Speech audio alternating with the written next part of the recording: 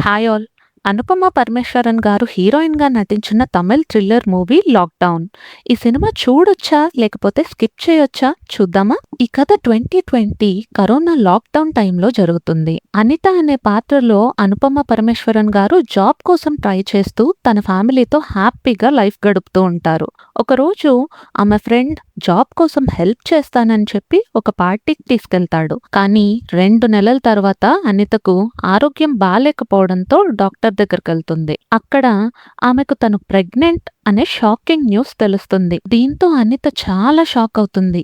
ఈ సమస్యను ఎవ్వరితోనూ చెప్పుకోలేక ఆ అన్వాంటెడ్ ప్రెగ్నెన్సీని సీక్రెట్‌గా ముగించాలని నిర్ణయించుకుంటుంది. కానీ అదే సమయంలో కరోనా లాక్‌డౌన్ ప్రారంభమవుతుంది. లాక్‌డౌన్ వల్ల బయటకు వెళ్ళడం కష్టమవుతుంది. పరిస్థితి ఇంకా క్లిష్టంగా మారుతుంది. అలాంటి పరిస్థితుల్లో అనిత ఏం చేసింది?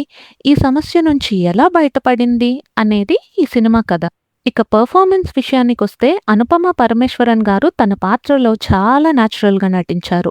ఎమోషనల్ సీన్స్‌లో ఆమె ఫీలింగ్స్‌ను కూడా చాలా చూపించారు. కానీ మిగతా సపోర్టింగ్ క్యారెక్టర్స్‌కు పెద్దగా స్కోప్ ఇవ్వలేదు.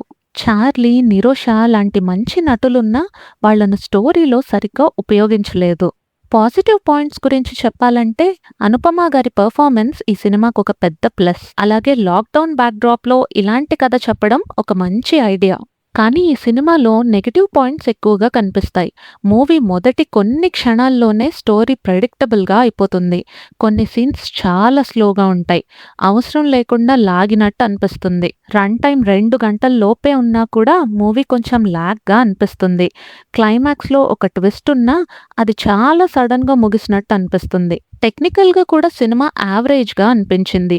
డైరెక్టర్ ఏఆర్ జీవా గారు మంచి మెసేజ్ చెప్పాలని ప్రయత్నించారు. కానీ ఎగ్జిక్యూషన్ బలహీనంగా ఉంది. ఇక ఫైనల్‌గా చెప్పాలంటే 'లాక్‌డౌన్' ఒక డిసప్పాయింటింగ్ డ్రామా. అనుపమ పరమేశ్వరన్ గారి నటన తప్ప సినిమాలో పెద్దగా ఆకట్టుకునే అంశాలేమీ లేవు. కాబట్టి మీరు అనుపమ గారి ఫ్యాన్ అయితే ఒకసారి చూడొచ్చు.